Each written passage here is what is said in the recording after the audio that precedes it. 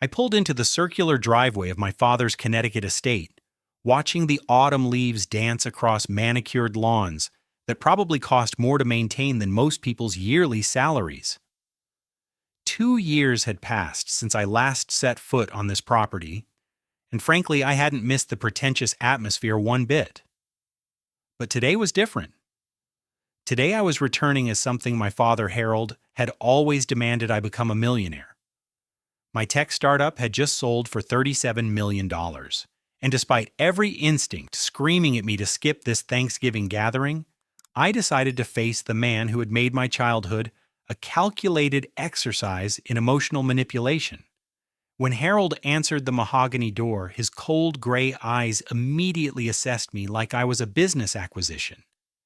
He led me through marble hallways adorned with pharmaceutical industry awards toward the dining room where my stepmother Sandra waited. As we sat down to dinner, Harold raised his crystal wine glass, but not before I caught him discreetly adding several drops from a tiny vial into my portion. His thin lips stretched into that familiar predatory smile as he handed me the poisoned glass, declaring loudly, "To my millionaire son." I accepted graciously, thanking him warmly, but when he turned to address Sandra, I quietly switched our glasses. 30 minutes after Harold's toast, we were enjoying Sandra's overpriced dessert when everything changed in the most terrifying way imaginable. My father suddenly lurched forward, his fork clattering against the fine china, as his entire body began convulsing violently. The expensive wine glass shattered against the Persian rug as Harold collapsed sideways, his limbs jerking uncontrollably while foam bubbled from his mouth. "Harold, Harold, what's happening?" Sandra shrieked, her carefully applied makeup streaking down her cheeks as she rushed to his side. I immediately pulled out my phone, dialing 911, while kneeling beside my writhing father. His eyes were wide open, filled with pure terror, but his pupils were dilated to pinpoints. Whatever was happening to him was unlike anything I had ever witnessed. "Emergency services, we need an ambulance at 15 Oak Ridge Lane in Greenwich." I shouted into the phone, trying to keep Harold's airway clear as his body continued its violent spasms. "My father is having some kind of seizure or poisoning incident."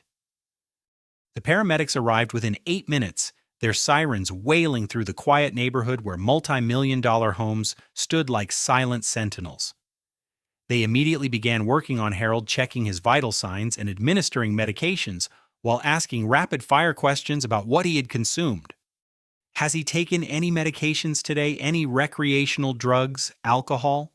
The lead paramedic, a woman with graying hair and steady hands, worked efficiently while speaking. "Just wine at dinner," Sandra replied, her voice shaking. "We were celebrating my stepson's business success." They loaded Harold onto a stretcher, his body now completely limp, except for occasional muscle twitches. As we followed the ambulance to Greenwich Hospital, I couldn't shake the image of that small vial Harold had used to spike my wine. The timing was too perfect, too coincidental. At the hospital, Dr. Rebecca Martinez emerged from the emergency room after 3 hours of tests and treatment. Her expression was grim as she approached our small group in the waiting area. "I need to be direct with you," she began, glancing between Sandra and me. "Your father has been poisoned with a sophisticated paralytic compound. It's not something you accidentally ingest. This appears to be a deliberate poisoning attempt." My blood turned to ice water. Paralytic compound. The toxin specifically targets the nervous system, causing complete muscle paralysis while leaving the victim fully conscious and aware. It's extremely rare and not available through normal medical channels. We've contacted the police, and Detective Williams will be here shortly to speak with everyone. Sandra's face went white. "But who would want to hurt Harold?" Detective Robert Williams arrived 20 minutes later, a tall man with weathered features and sharp brown eyes that seemed to catalog every detail. He questioned each of us separately, taking detailed notes about the evening's events, what Harold had eaten and drunk, and who had access to his food and beverages. When it was my turn, I sat across from Detective Williams in a small conference room, my mind racing. Detective, I need to tell you something that might be relevant. He looked up from his notepad. Go ahead. Before dinner, I saw my father add something to my wine glass from a small vial. He handed me that glass specifically making a toast about my recent business success. Williams leaned forward. You're saying your father tried to poison you? I think so. But I switched our glasses when he wasn't looking. The detective's expression shifted. So your father accidentally consumed whatever he intended for you. That's exactly what I'm saying. Williams closed his notebook. Mr. Patterson, I need you to think very carefully. Your father is a wealthy pharmaceutical executive. If he intended to poison you, what might his motive have been? I stared at the sterile hospital wall pieces of a horrible puzzle beginning to form in my mind. My startup just sold for $37 million. The money transfers to my accounts next week. If I were incapacitated or unable to make decisions, someone else might gain access to those funds, Williams finished. We'll need to examine your father's financial records and any legal documents he might have prepared recently. As I walked back toward Harold's room, I saw him through the glass window. He was awake, unable to move or speak, but his eyes tracked my movement. When our gazes met, I saw something that chilled me to the bone. Pure, unadulterated hatred mixed with fear. My own father had tried to paralyze me to steal my money, and now he was trapped in the prison of his own making. Sandra sat beside his bed, holding his lifeless hand and whispering reassurances, but I noticed she avoided making direct eye contact with him. Something about her demeanor struck me as odd, almost rehearsed. The way she positioned herself, the careful modulation of her voice, the timing of her concerned expressions, it all felt like a performance. Dr. Martinez approached me in the hallway. Your father will recover, but it may take weeks for the paralysis to wear off completely. The toxin is designed to cause maximum psychological trauma while leaving no permanent physical damage. Whoever created this compound understands both chemistry and human psychology. Doctor, you said the compound was sophisticated. Could it have been manufactured by a pharmaceutical company? Yes. Her eyes narrowed slightly. It's possible. The synthesis would require advanced laboratory equipment and specialized knowledge. This isn't something a typical person could create in their basement. As I drove home that night, my mind churned with terrible possibilities. My father ran Patterson Pharmaceuticals, one of the largest drug manufacturers on the East Coast.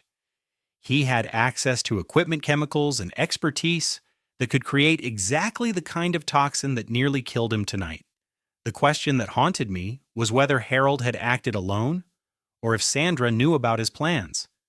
The next morning, I received a call from Detective Williams. Mr. Patterson, we need to meet. I've discovered some information about your father that you need to know immediately. Detective Williams met me at a coffee shop in downtown Greenwich, his expression more serious than I had ever seen a law enforcement officer look. He slid a manila folder across the table between our steaming cups. Before we discuss what's in here, I need to prepare you. What you're about to learn will fundamentally change how you understand your family's history. My hands trembled slightly as I opened the folder. The first document was a coroner's report dated 15 years ago, with my mother's name at the top, Margaret Susan Patterson, deceased. Your mother didn't die in a car accident, Jimmy? She was slowly poisoned over a period of 6 months with a compound that mimics the symptoms of multiple sclerosis. The original investigation was closed prematurely due to your father's influence and political connections. I stared at the toxicology report, seeing traces of the same paralytic agent that had nearly killed Harold listed among the substances found in my mother's system. How did you discover this? After last night's incident, I requested a review of all deaths connected to your father. The medical examiner who performed your mother's autopsy kept private notes that contradicted the official cause of death. He suspected poisoning, but was pressured to rule it accidental.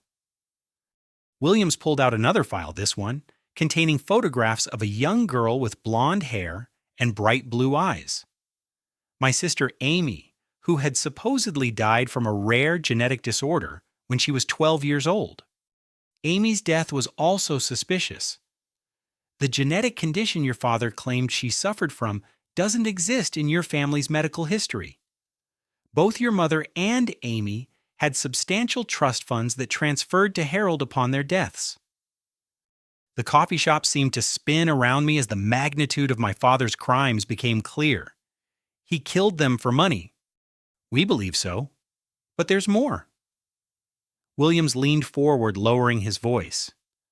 Your stepmother Sandra has been Harold's accomplice for the past 18 years. Financial records show she received payments totaling over $2 million shortly after each death. She's not just a grieving widow. She's been helping your father eliminate family members for their inheritances. I thought about Sandra's performance at the hospital, her carefully orchestrated concern, and perfectly timed tears. She knew about last night. She knew Harold was going to poison me. We suspect she helped plan it. Sandra has a background in chemistry that she's hidden from everyone. Before marrying your father, she worked for a pharmaceutical research company under a different name. She's fully capable of synthesizing the compounds used in these murders. Williams showed me bank statements revealing the systematic transfer of family wealth into accounts controlled by Harold and Sandra. My mother's life insurance, Amy's trust fund investments from my grandparents' estate, all of it had been gradually consolidated under their control. Why didn't they kill me years ago? I asked the question, tasting bitter in my mouth. Because you weren't worth enough. Your father needed you to succeed first to build something valuable that he could steal. $37 million was apparently the threshold that made you worth murdering. The detective's phone buzzed and he glanced at the screen. Harold's condition has improved enough for him to communicate. We're going to question him this afternoon, but I want you to consider something first. If we can gather enough evidence, we might be able to build cases for the murders of your mother and sister. Would you be willing to help us? I thought about my mother's gentle smile and Amy's infectious laughter, both stolen by the man who was supposed to protect them. Whatever you need me to do. We need concrete evidence. Harold's been careful to cover his tracks, but people make mistakes when they're desperate. I want you to visit him at the hospital, wear a recording device, and see if you can get him to admit what he's done. It's risky, but it might be our only chance. That afternoon, I stood outside Harold's hospital room, a tiny recording device concealed beneath my shirt. Through the glass, I could see him lying motionless, his eyes tracking the movements of nurses and doctors. Sandra sat beside his bed, reading quietly from a financial magazine. When I entered the room, Sandra looked up with what appeared to be relief. Jimmy, I'm so glad you're here. The doctors say your father's condition is improving, but he still can't speak properly. Harold's eyes fixed on mine with an intensity that made my skin crawl. I could see him trying to communicate something, his mouth moving soundlessly as he struggled against the paralysis. Dad, I want you to know that I've been thinking about our relationship. I began settling into a chair where the recording device would capture any sounds he managed to make. I realize how much you've sacrificed for this family over the years. Sandra shifted uncomfortably, glancing between Harold and me. There was something in her expression that suggested she knew more about Harold's condition than she was letting on. I've been reviewing Mom's death and Amy's illness. I continued watching Harold's face carefully. I never really understood how difficult those times must have been for you. Harold's breathing became more rapid, and I could see perspiration forming on his forehead. His eyes darted towards Sandra, then back to me, as if he was trying to warn me about something. Sandra's been such a wonderful stepmother, I said, noticing how she tensed at my words. I don't know how our family would have survived without her support during those tragedies. For the first time, Harold managed to make a sound, a low, guttural moan that might have been an attempt at speech. Sandra immediately stood up, moving closer to his bedside. He's getting tired, she said quickly. Maybe we should let him rest. But I could see something different in Harold's eyes now. Not hatred or anger, but something that looked almost like fear. And that fear seemed to be directed not at me, but at the woman who had been his constant companion for nearly 2 decades. As I prepared to leave, Harold managed to grab my wrist with what little strength he had recovered. His grip was weak, but his eyes conveyed an urgent desperation that I couldn't ignore. He was trying to tell me something important, something about Sandra that I wasn't seeing. That evening, Detective Williams reviewed the recording, but Harold's attempts at communication were too unclear to provide usable evidence. However, the detective had made a discovery that changed everything we thought we knew about the case. "Jimmy, I need to show you something." We ran Sandra's fingerprints and discovered her real identity. She's not who she claims to be. And your father might not be the mastermind behind these crimes after all. Detective Williams led me into the FBI field office in New Haven, where Agent Patricia Wells waited with files spread across a conference table. The woman who greeted me was nothing like the typical federal agent stereotype. She had warm brown eyes and spoke with genuine compassion about the case that had consumed her team for 3 years. "Mr. Patterson, your father's pharmaceutical company, has been under federal investigation since 2021. We believe Patterson Pharmaceuticals has been manufacturing illegal paralytic drugs and selling them to human traffickers, assassins, and other criminal organizations worldwide." Agent Wells opened a thick file containing photographs, financial records, and chemical analysis reports. "The toxin used on your father matches compounds we've traced to at least 17 different murders across 6 states. These aren't random killings. They're professional eliminations carried out by people who needed victims to remain conscious but completely helpless." I stared at surveillance photos showing men in expensive suits meeting with Harold in private locations. My father was selling drugs to killers. Not just selling, designing them specifically for criminal use. The paralytic compound that nearly killed Harold leaves victims aware of everything happening to them, but unable to move, speak, or defend themselves. It's a torturer's dream and a victim's nightmare. Detective Williams pulled out another set of documents. Here's where it gets complicated. We've been monitoring Harold's communications for months, trying to gather enough evidence to arrest him, but last week something changed. He started making calls about eliminating a family threat, someone who could expose his operation. I said, the pieces falling into place. He found out about my business sale and realized that I might start asking questions about the family's finances. Agent Wells nodded. Exactly. But Harold made a critical error. He trusted Sandra with information about his criminal activities, not knowing that she'd been reporting his every move to us for the past 8 months. My mind reeled. Sandra's been working with the FBI. Not exactly. Agent Wells exchanged glances with Detective Williams. Sandra contacted us claiming she wanted to expose Harold's crimes, but we quickly realized she had her own agenda. She's been manipulating the investigation to serve her purposes rather than seeking justice. Williams opened his laptop, showing me recorded phone conversations between Sandra and unknown individuals. 3 days ago, Sandra made calls to several offshore accounts, transferring money that should have been frozen as evidence. She's been using our investigation as cover to steal from Harold's criminal enterprise. We believe Sandra discovered Harold's plan to poison you and saw an opportunity. She let it proceed, knowing you would switch the glasses, which would incapacitate Harold and give her complete control over his assets and criminal network. Agent Wells spread out financial documents showing the true scope of Patterson Pharmaceuticals' illegal operations. Your father's company has generated over $200 million in criminal profits over the past 5 years. Sandra has been positioned to inherit everything if Harold dies or becomes permanently incapacitated.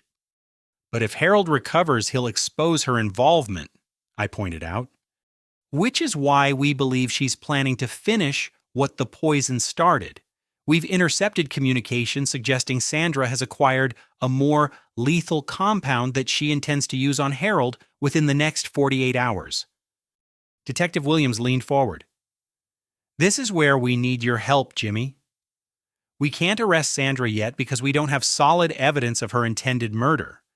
But if you're willing to go undercover wearing a wire to document her plans, we can build an airtight case. What exactly would I need to do? Agent Wells pulled out a sophisticated recording device no larger than a shirt button. Visit Harold at the hospital. Tell Sandra you're concerned about his recovery and want to discuss his medical care privately. If she's planning to eliminate him, she might reveal details when she thinks she's manipulating you into supporting her plan. And if something goes wrong, if she suspects I'm recording her, we'll have agents positioned throughout the hospital. You'll never be more than 30 seconds away from backup. I thought about my mother and Amy, their lives stolen by people who saw family members as obstacles to wealth. When do we start, Yints? Tomorrow evening. Harold's condition has improved enough that he can communicate with basic gestures, which makes him dangerous to Sandra's plans. She'll need to act soon or risk him exposing her. That night I barely slept, running through scenarios of what might happen at the hospital. Agent Wells had warned me that Sandra might not be working alone, that Harold's criminal network included security personnel who would protect their interests violently if necessary. The next morning, I received an unexpected call from Sandra herself. Her voice sounded strained, almost desperate. "Jimmy, I need to talk to you about your father's condition. The doctors aren't telling us everything, and I'm worried about decisions we might need to make regarding his care. Could you meet me at the hospital this evening?" "Of course," I replied, recognizing this as the opportunity Agent Wells had predicted. "Is there something specific you're concerned about?" "Harold's been trying to communicate something urgent, but the staff won't let him have enough privacy to tell me what's wrong. I think he's trying to warn me about something related to his business. You know how paranoid he's become about corporate espionage." After hanging up, I immediately called Agent Wells. "Sandra just invited me to the hospital tonight. She mentioned Harold trying to communicate something urgent about his business. That's our opening. She's probably planning to suggest that Harold's condition requires drastic action. Be prepared for her to propose something that sounds like mercy, but is actually murder." Agent Wells met me at a coffee shop near the hospital to attach the recording equipment and review safety protocols. Remember, Sandra has been planning and executing crimes for nearly 2 decades. She's extremely intelligent and dangerous when she feels threatened. Don't try to be a hero. Just gather evidence and let us handle the arrest. As I walked toward the hospital that evening, I carried with me the weight of my family's destroyed history and the hope that justice might finally be served.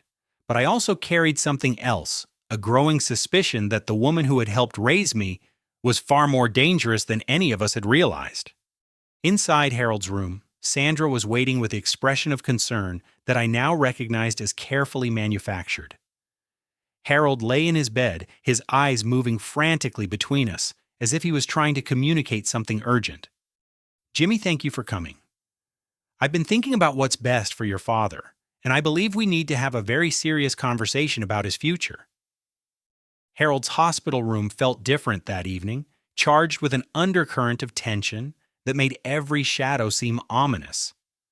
My father had recovered enough movement to gesture weakly with his hands, and his speech had improved to barely audible whispers. The paralytic toxin was slowly leaving his system, but he remained vulnerable and dependent on others for his most basic needs. Sandra positioned herself between Harold's bed and the door, her usual, perfectly composed demeanor showing subtle cracks. She kept glancing at the hallway as if expecting someone, and her hands trembled slightly as she poured water into Harold's bedside cup. "The doctors say your father's recovery will take several more weeks." She began, her voice carrying an edge I had never heard before. "But they also mentioned that patients who survive this type of poisoning sometimes experience permanent psychological effects: memory loss, paranoia, inability to make rational decisions." I settled into the visitor's chair, acutely aware of the recording device beneath my shirt. "What exactly are you suggesting, Sandra?" Harold's eyes widened at my question, and he managed to raise his hand slightly, pointing weakly toward Sandra. His mouth moved soundlessly, trying to form words that wouldn't come.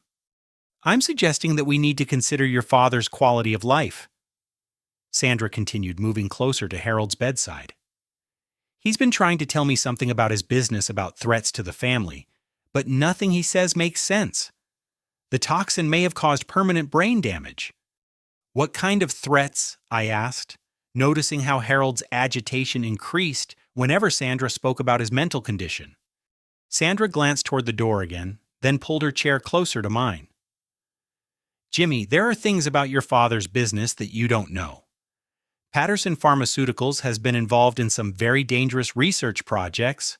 Harold made enemies people who might try to finish what they started with that poisoning. Harold managed to produce a strangled sound, almost like he was trying to shout a warning. Sandra immediately moved to his bedside, placing her hand over his mouth with what appeared to be gentle concern. Shh, Harold, you need to rest. Don't try to talk yet. But I could see the terror in Harold's eyes as Sandra's hand covered his mouth. He wasn't trying to rest, he was trying to warn me about her. Sandra, what exactly did my father tell you about these business threats?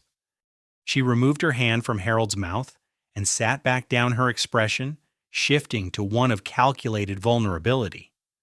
He's been involved in manufacturing specialized pharmaceutical compounds for government contractors. Off the books, research that some people would kill to keep secret. Government contractors, Defense Department projects, CIA operations research that officially doesn't exist. The paralytic compound that poisoned Harold isn't just some random toxin, it's a weapon designed for interrogation and elimination.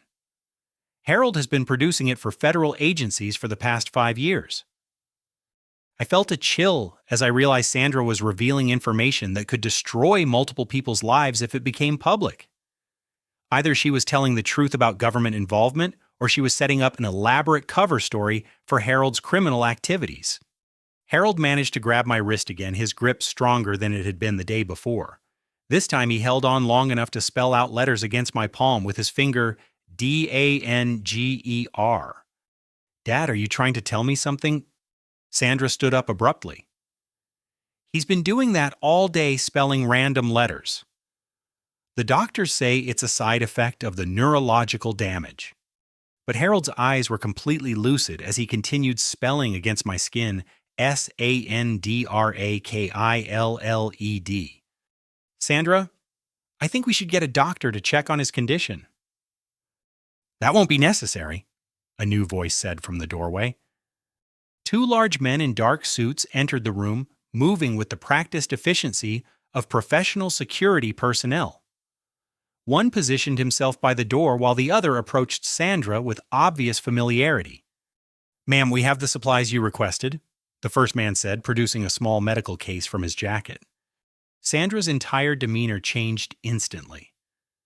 The concerned stepmother facade disappeared, replaced by cold calculation. Gentlemen, we have a complication. Harold's son is asking too many questions. The man by the door stepped forward and I noticed the bulge of a concealed weapon beneath his jacket. Should we handle this the usual way? Not yet, Sandra replied, opening the medical case to reveal several syringes filled with clear liquid. Jimmy, I'm going to explain something to you very clearly. Your father has been running one of the most profitable criminal pharmaceutical operations in North America. He's manufactured drugs for assassins, terrorists, and human traffickers around the world. Harold was struggling more violently now, his recovering muscles fighting against his remaining paralysis as he tried to sit up. But Harold made the mistake of thinking he was the mastermind. Sandra continued preparing one of the syringes. He never realized that I've been controlling every aspect of his operation for the past 18 years. Every criminal contact, every illegal transaction, every elimination, it's all been orchestrated by me. I stared at her in shock. You've been running the criminal operation. Harold thought he was building an empire, but he was just my front man. A legitimate pharmaceutical executive with the perfect cover for illegal activities. Even tonight, even after accidentally poisoning himself, he still doesn't understand that I'm the one who's been pulling the strings. She moved toward Harold with the syringe, her intention clear. This compound will complete what we started 3 days ago. Harold will appear to die from complications related to his original poisoning. No one will suspect murder. Harold managed to speak, his voice barely audible but filled with desperate urgency. Jimmy, run! Sandra! Killed! Mother! Amy! Sandra paused, looking down at Harold with genuine surprise. Oh, Harold! You still don't understand, do you? I didn't just kill Margaret and Amy for their money. I killed them because they were starting to ask questions about your business activities. They were becoming liabilities. The recording device beneath my shirt was capturing every word, but I realized that Agent Wells and her team might not arrive in time to prevent Sandra from murdering Harold and potentially me as well. Sandra, the FBI knows about Patterson Pharmaceutical's criminal activities. They've been investigating for years. She laughed a sound completely devoid of warmth. Of course they have. I'm the one who contacted them, initially feeding them information to eliminate Harold's competitors while protecting my own interests. The federal investigation has been working exactly as I planned. One of the security men moved closer to my chair. Ma'am, we should finish this quickly. Agreed, Sandra replied, raising the syringe toward Harold's IV line. Jimmy, I want you to understand that your father never intended to share his criminal profits with you. The trust fund he promised the inheritance you expected, none of it exists. Harold planned to eliminate you and claim your business sale proceeds for himself. Harold's eyes filled with tears as he looked at me, his mouth forming the word sorry over and over. But I have a different proposal, Sandra continued. Join my operation. With your technical expertise and business connections, we could expand internationally. I'm offering you a partnership that would make your $37 million look like pocket change. I realized this was the moment Agent Wells had warned me about, the point where Sandra would either recruit me or eliminate me as a threat. What kind of partnership? Help me modernize our distribution network. Use your tech background to create digital channels for selling our specialized compounds. In exchange, you'll receive 20% of our profits, which average about $50 million annually. The man by the door was checking his watch, clearly growing impatient with the conversation. Outside in the hallway, I could hear the normal sounds of hospital activity, unaware that a murder was about to be committed just a few feet away. I need time to think about this, I said, hoping to delay Sandra's plan long enough for backup to arrive. Unfortunately, time is the one thing we don't have, Sandra replied, moving the syringe toward Harold's IV. Harold's condition is improving too rapidly. By tomorrow, he'll be able to communicate clearly enough to expose our activities to law enforcement. Harold managed to grab Sandra's wrist with surprising strength, his recovering muscles allowing him to interfere with her attempt to inject the lethal compound. No, Jimmy, innocent. Harold, you pathetic fool, Sandra hissed, struggling to free her hand from his grip. You never protected anyone in your life. You killed your own wife and daughter for money. Lies? Harold whispered, his voice growing stronger with desperation. You forced me, threatened to kill Jimmy if I didn't. Sandra's expression shifted to pure rage as Harold revealed information that contradicted everything she had told me. Shut up, Harold. You're delirious from the toxin. But Harold was fighting with everything he had left, his voice becoming clearer as adrenaline overcame the remaining paralysis. Sandra, real name, Marina, Russian, spy, murdered, my family, controlled, me, for years. The security man pulled out his weapon, pointing it directly at Harold. Ma'am, he's compromising our operation. That's when I heard the most beautiful sound in the world, Agent Wells's voice echoing through a bullhorn in the hospital corridor. FBI, the building is surrounded. The moment Agent Wells's voice boomed through the hospital corridor, Sandra's carefully maintained composure shattered completely. Her face twisted into an expression of pure fury as she realized her elaborate schemes were collapsing around her. Secure all exits, she barked at her security team, her accent suddenly shifting to reveal traces of Eastern European origins. No one leaves this room alive. The larger of the two men moved to barricade the door while his partner kept his weapon trained on me. Harold was still gripping Sandra's wrist, preventing her from injecting the lethal compound, but his strength was fading rapidly. You have no idea who you're dealing with. Jimmy, Sandra snarled, finally wrenching her hand free from Harold's weakened grasp. My real name is Marina Volkov, and I've been a Russian intelligence operative for the past 25 years. Your pathetic father has been my unwitting asset since the day I seduced him? Harold's eyes widened in shock and betrayal as the full scope of his manipulation became clear. Marina, you said you loved. Love. Marina laughed bitterly. I was assigned to infiltrate American pharmaceutical companies, to steal research and establish criminal networks that could fund Russian operations worldwide. Harold was the perfect target, wealthy, arrogant, and desperately lonely after his wife's death. She pulled out a different syringe, this one filled with a dark, amber liquid. But Margaret Patterson wasn't supposed to die yet. She was becoming too curious about Harold's financial irregularities, so I accelerated my timeline. One dose of synthetic botulisms in her morning coffee, administered gradually over 6 months, to mimic multiple sclerosis. I felt sick as I realized the depth of Marina's deception. You murdered my mother to protect your cover. Your mother was collateral damage, but Amy... Marina's expression turned almost nostalgic. Amy was different. That little girl was too smart for her own good. She found documents in Harold's office that would have exposed our entire operation. I couldn't risk her talking to authorities. Harold was sobbing now, the full weight of his complicity in his family's destruction, crushing what remained of his spirit. Amy, my baby, I thought genetic disorder. Ricin poisoning mimics genetic liver failure quite effectively when administered properly, Marina explained with clinical detachment. Amy suffered for 3 weeks before dying, and Harold never suspected that his loving new wife was slowly murdering his daughter. Outside the room, I could hear Agent Wells coordinating with hospital security to evacuate the floor and establish a perimeter. But Marina's team had clearly planned for this contingency. Agent Wells, Marina called toward the door. I assume you can hear me. I have Harold Patterson and his son as hostages. Any attempt to breach this room will result in their immediate execution. Wells's voice came through the hospital's intercom system. Marina, we know about your real identity and your intelligence activities. Release the hostages and we can negotiate your return to Russia. Negotiate? Marina laughed.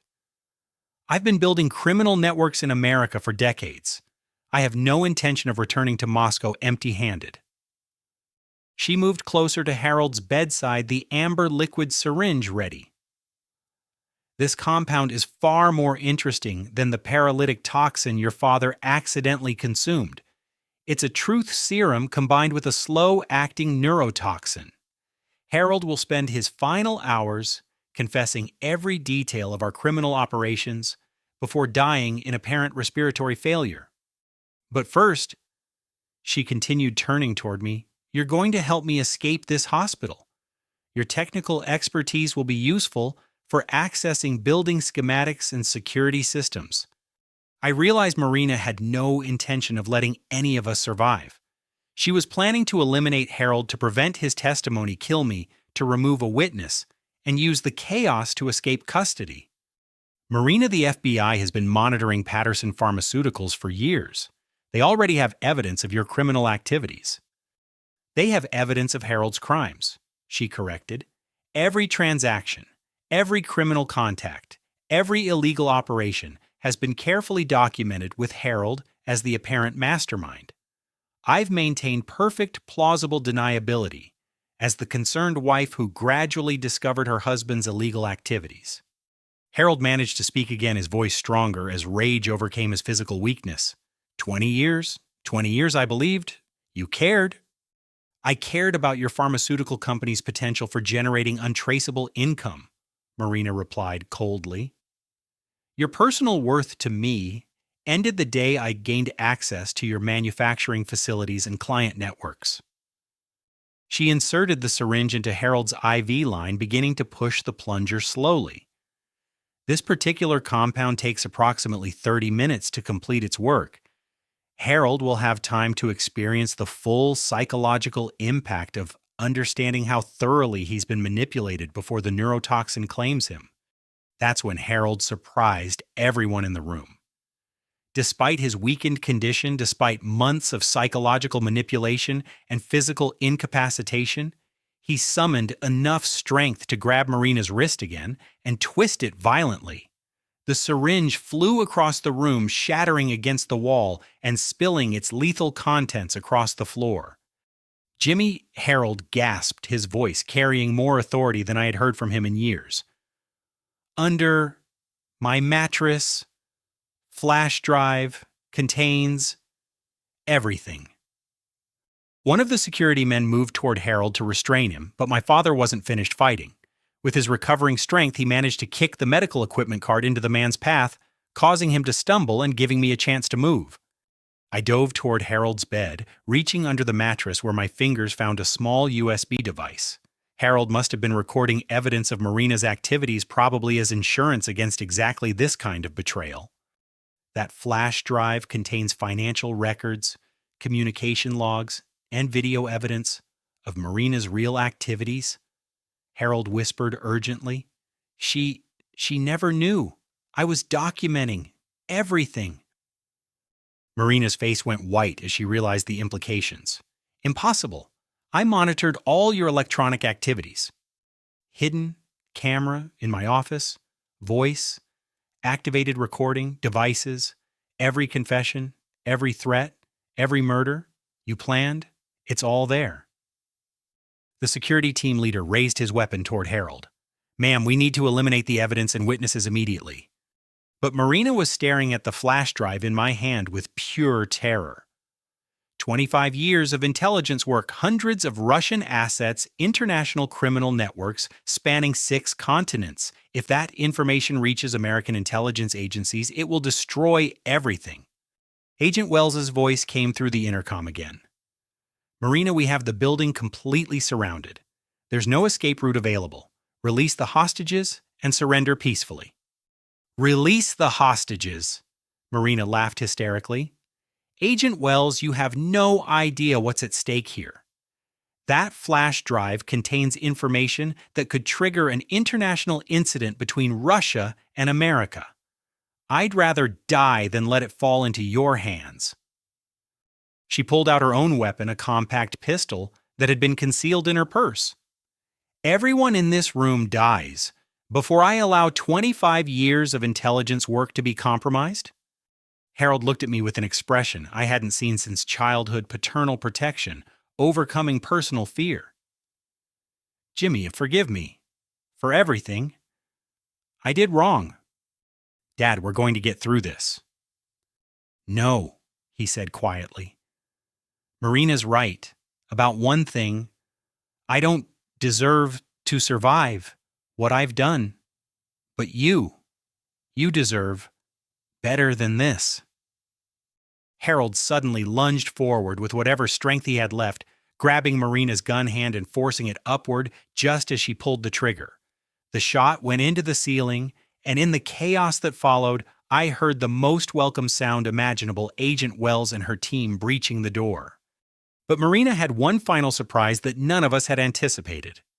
As FBI agents flooded into the hospital room, Marina pressed a device in her hand that triggered an explosion somewhere else in the building. The lights flickered, emergency alarms began blaring, and the sound of shattering glass echoed through the corridors. That was the hospital's main electrical transformer, Marina announced with cold satisfaction. In approximately 5 minutes, all life support systems will switch to backup power, which I've already sabotaged. Every patient in the intensive care unit will begin dying unless you allow me to walk out of here. Agent Wells lowered her weapon slightly, her face showing the terrible calculation of weighing immediate lives against long-term justice. Marina, harming innocent patients won't help your situation. On the contrary, it gives me exactly the leverage I need, Marina replied, keeping her gun trained on Harold. I want a helicopter on the hospital roof clearance to leave American airspace, and a guarantee that no attempts will be made to track or intercept me. But what Marina didn't know was that I had been expecting something like this. 3 days earlier, when Agent Wells first approached me about going undercover, I had taken additional precautions that went beyond the FBI's surveillance plan. Marina, I said quietly, pulling out my smartphone, there's something you should see. On my phone screen was a live video feed showing Marina's secret basement laboratory beneath Harold's Connecticut estate. The camera angles revealed equipment for manufacturing illegal pharmaceutical compounds computers containing client databases, and most importantly, several other Russian operatives working at chemical synthesis stations. Impossible, Marina breathed, staring at the video. That facility is completely secure. I'm a tech entrepreneur. Remember, while you were focused on Harold's pharmaceutical company, I was installing my own surveillance network. Every conversation you've had in that laboratory for the past month has been recorded and automatically uploaded to cloud servers that the FBI now controls. Agent Wells moved closer, her weapon still ready. Marina, we have evidence of your entire operation. Your Russian handlers, your American criminal contacts, your international money laundering networks, all of it. You're bluffing, Marina said, but uncertainty was creeping into her voice. I tapped my phone screen, switching to another camera view that showed Marina's personal office. This is where you murdered Amy, isn't it? The camera caught you preparing the ricin compound and discussing dosage calculations with your Moscow contact. Marina's hand trembled as she realized the scope of what I had captured. How long have you been? Since the day you married Harold, I revealed. My mother asked me to install security cameras throughout the house before she died because she suspected someone was poisoning her. I never removed those cameras, Marina. I've been documenting your activities for 15 years. Harold was staring at me in amazement. Jimmy, you knew all along. Not all along, Dad. But I knew something was wrong with Amy's death, and I suspected Mom's illness wasn't natural. I've been gathering evidence, waiting for the right moment to expose the truth. I turned to Agent Wells. The transformer explosion Marina triggered, I anticipated that too. I called the hospital's chief engineer 2 hours ago and had them switch to a secondary backup system that Marina doesn't know about. No patients are in danger. Marina's expression shifted from confidence to desperation as she realized how thoroughly her plans had been countered. You've been manipulating me. I've been protecting my family, I corrected. Even Harold, despite everything he's done. Because I learned something you never understood, Marina. Real family loyalty doesn't come from manipulation or fear. It comes from choosing to forgive and protect people even when they've made terrible mistakes. Agent Wells stepped forward. Marina Volkov, you're under arrest for conspiracy to commit murder, international espionage, and violation of federal drug trafficking statutes. But Marina made one final desperate move, raising her gun toward Harold with the clear intention of eliminating the primary witness to her crimes. If I can't escape, at least I can finish what I started. That's when Harold proved he had one last moment of courage left in him. Despite his weakened condition, despite the months of psychological torture Marina had inflicted, he threw himself between her gun and me. The shot echoed through the room, but Harold's sacrifice gave Agent Wells the opening she needed to disarm Marina completely. As FBI agents secured the scene, I knelt beside Harold, who had taken a bullet in his shoulder but was still conscious. Jimmy, he whispered, blood seeping through his hospital gown. I need to tell you everything I did. I need to confess. All of it, properly. Dad, save your strength. You're going to be okay. No, he insisted, gripping my hand with surprising force. I was weak. I let Marina manipulate me into horrible things. But I want you to know I never stopped loving you, even when I was planning terrible things. Agent Wells approached us as paramedics worked on Harold's gunshot wound. Jimmy, your surveillance evidence is going to put Marina away for life, probably without parole. But we'll also need Harold's testimony to dismantle the entire criminal network. Harold nodded weakly. I'll testify to everything. Every crime, every person we hurt, it's time to face consequences. As they wheeled Harold away to surgery, I felt a complex mixture of emotions. Justice was finally being served for my mother and Amy's murders, but it came at the cost of understanding that my father had been both victim and perpetrator in a web of manipulation that had destroyed our family.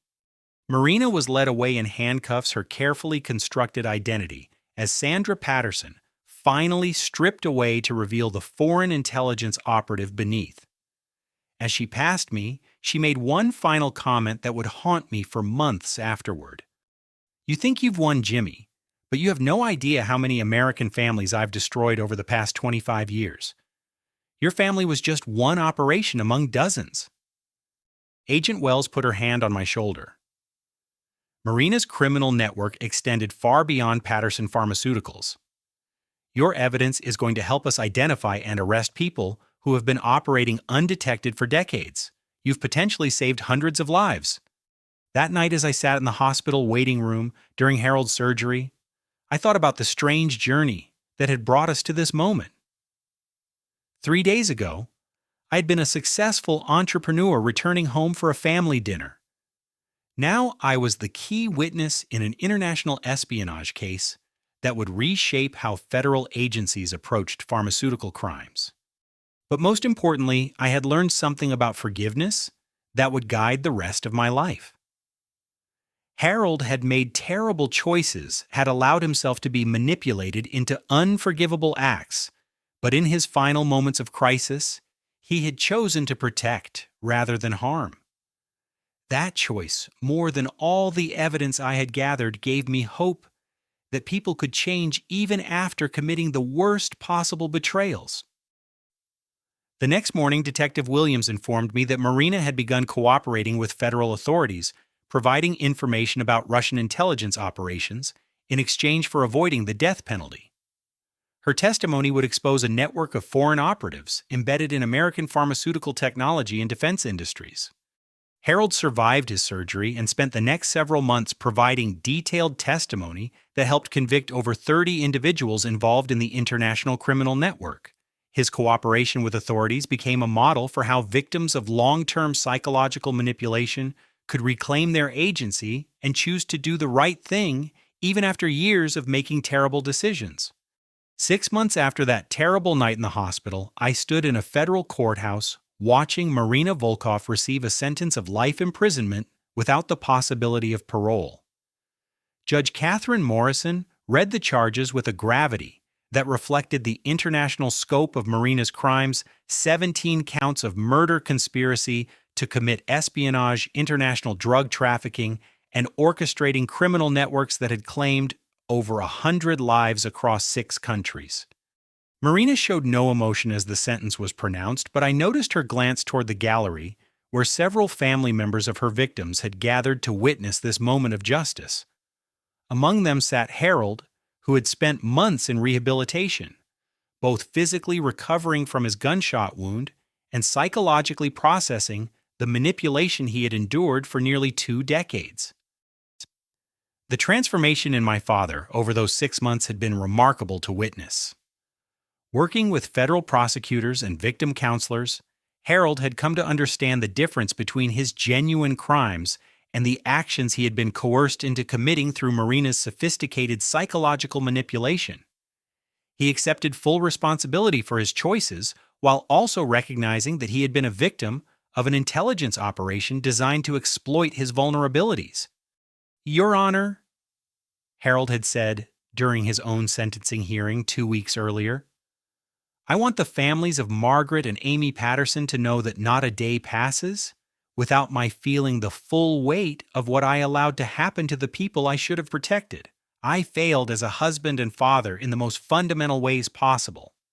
Harold received a sentence of 25 years in federal prison, but his cooperation with authorities and the documented evidence of Marina's manipulation had resulted in eligibility for parole after 12 years. More importantly to both of us, he had chosen to sign over all his legitimate assets, including Patterson Pharmaceuticals and his personal estate, to a victim compensation fund that would support families affected by pharmaceutical crimes. Standing outside the courthouse that day, Harold and I had our first honest conversation in decades. Despite everything that had happened, despite the horrible crimes that had torn our family apart, I found myself able to offer him something I never thought possible: forgiveness. Jimmy. Harold said, his voice carrying a humility I had never heard before. I know I don't deserve your forgiveness, and I'm not asking for it. But I want you to know that helping expose Marina's network and preventing other families from suffering what ours did, that gives my life meaning in a way that money and power never could. Dad, forgiveness isn't about what people deserve. It's about choosing to break cycles of pain and build something better from the wreckage. That conversation led to the decision that would define the next phase of my life. Using my $37 million from the business sale and the additional resources from Harold's asset transfer, I established the Margaret and Amy Patterson Foundation for Pharmaceutical Justice. The foundation's mission was to investigate corporate medical crimes, support families affected by illegal drug testing, and advocate for stronger oversight of pharmaceutical manufacturing. The foundation's first major case involved exposing a network of pharmaceutical companies that had been conducting illegal experiments on elderly patients in nursing homes. Our investigation, led by a team of former FBI agents and medical professionals, uncovered systematic abuse that had affected over 3,000 victims across 12 states. Working on that case introduced me to Sarah Mitchell, a victims' rights attorney whose brother David had died during an illegal pharmaceutical trial 3 years earlier. Sarah's dedication to seeking justice for vulnerable populations and her compassionate approach to supporting trauma survivors made her an invaluable partner in the foundation's work. Our professional relationship gradually evolved into something deeper. Sarah understood the complex emotions surrounding family betrayal and forgiveness in ways that few people could. Her brother's death had been caused by a pharmaceutical company's deliberate decision to hide dangerous side effects, but rather than seeking revenge, Sarah had chosen to dedicate her career to preventing similar tragedies. Pain either destroys us or transforms us, Sarah told me during one of our late-night strategy sessions. The people who hurt our families made choices that caused incredible damage, but we get to choose what we build from that damage. 1 year after Marina's conviction, Sarah and I were married in a small ceremony attended by Harold, who had been granted temporary leave from prison to walk me down the aisle. The image of my father wearing a simple, gray suit and genuine smile, giving his blessing to my marriage, was one I never thought I would see. During his brief speech at the reception, Harold said something that captured the heart of our family's journey toward healing. I spent 20 years believing that strength meant controlling others and accumulating power. But watching my son choose forgiveness over revenge, watching him build something meaningful from our family's pain, has taught me that real strength comes from choosing love, even when you've been given every reason to choose hatred. The Margaret and Amy Patterson Foundation grew rapidly, eventually employing over 50 investigators, attorneys, and victim advocates working across the United States. Our work led to the prosecution of dozens of pharmaceutical executives, the recovery of hundreds of millions of dollars for victims' families, and the passage of federal legislation strengthening oversight of experimental drug programs. 3 years after Marina's conviction, I received an unexpected letter from her federal prison. She had spent months in solitary confinement for attempting to coordinate with other Russian operatives. But during that isolation, something had shifted in her perspective. Mr. Patterson. Her letter read, I do not expect forgiveness, nor do I deserve it. But I have spent this time thinking about the families I destroyed, including your own. I want you to know that your choice to seek justice rather than revenge, your decision to build something positive from the pain I caused, has forced me to confront the true cost of my actions in ways that no prison sentence could. The letter continued. I have decided to provide additional information to federal authorities about Russian operations targeting American pharmaceutical companies. This information will not reduce my sentence, but it may prevent other families from experiencing what yours did. It is a small step toward accountability, but it is the only meaningful action I can take from where I am. Marina's additional testimony led to the exposure and arrest of 12 more Russian operatives embedded in American pharmaceutical technology and defense companies. Her information also helped the CIA identify and neutralize several intelligence networks that had been operating undetected for over a decade. Harold served 8 years of his sentence before being granted early parole, based on his continued cooperation with authorities and his exemplary behavior in prison.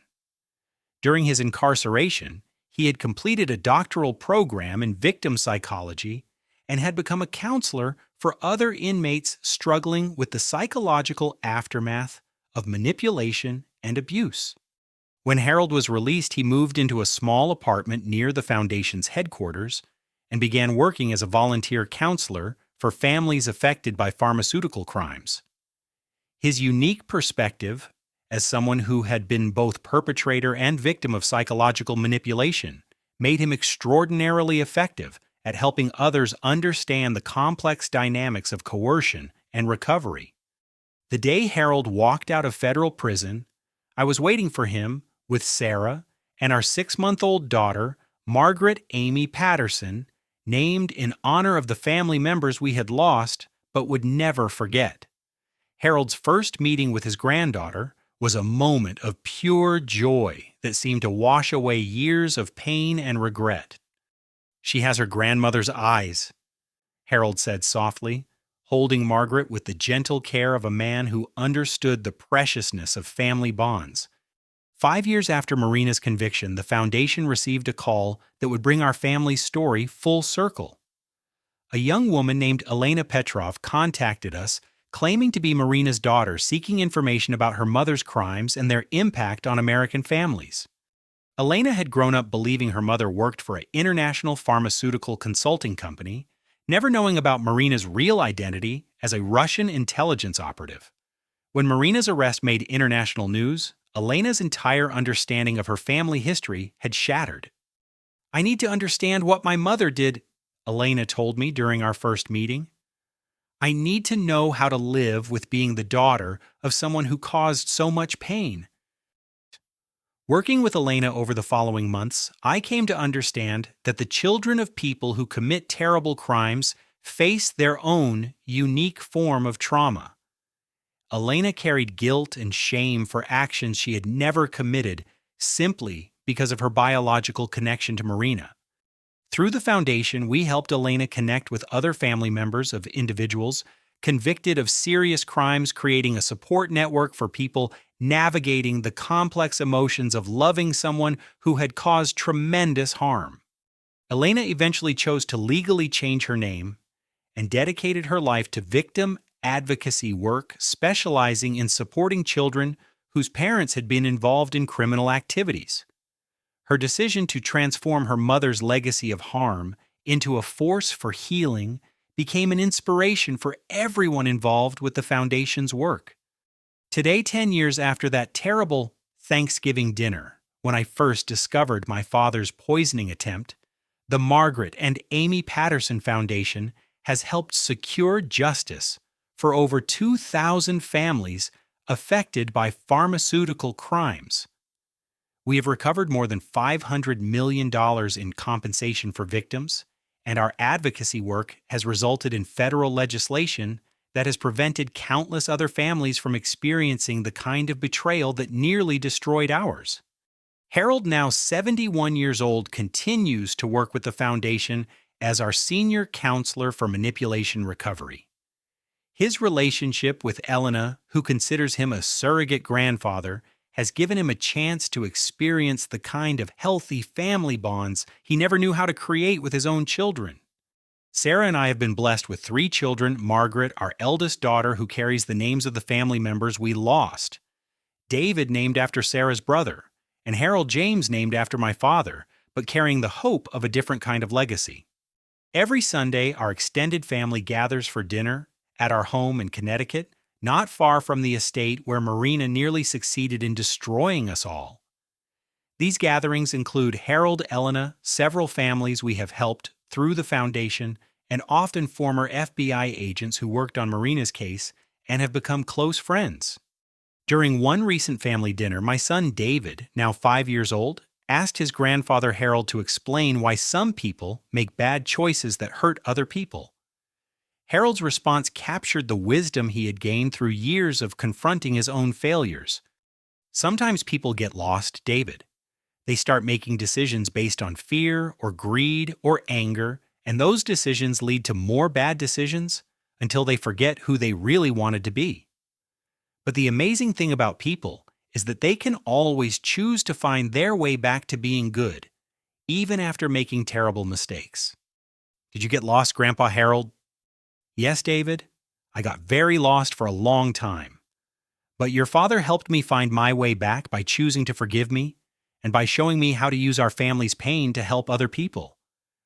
That conversation reminded me of the most important lesson I learned through our family's ordeal, that forgiveness is not about excusing harmful actions or pretending that terrible things didn't happen. Forgiveness is about choosing to break cycles of pain and revenge, choosing to build something meaningful from tragedy, and choosing to believe that people can change even after committing the worst possible betrayals. Marina Volkov remains in federal prison where she will spend the rest of her life.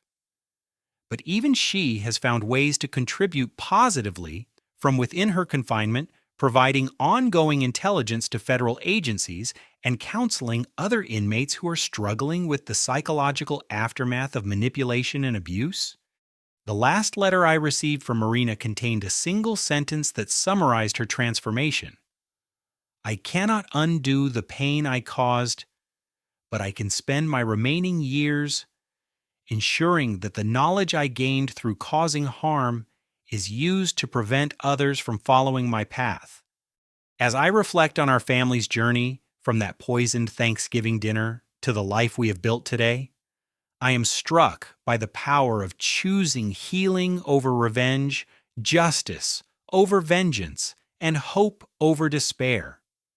The people who nearly destroyed our family taught us in the most painful way possible that love and forgiveness are not signs of weakness, but the strongest forces for positive change in a broken world.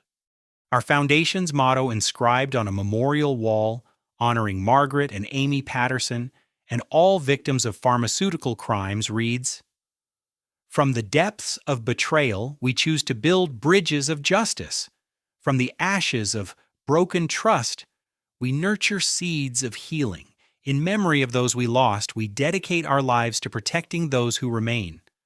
This story began with a father's attempt to poison his son for money, but it evolved into something far more complex. A journey toward understanding that even the people who hurt us most deeply are often themselves victims of circumstances that shaped their capacity for both harm and healing. True justice doesn't just punish wrongdoing, it creates opportunities for redemption, growth, and the prevention of future tragedy.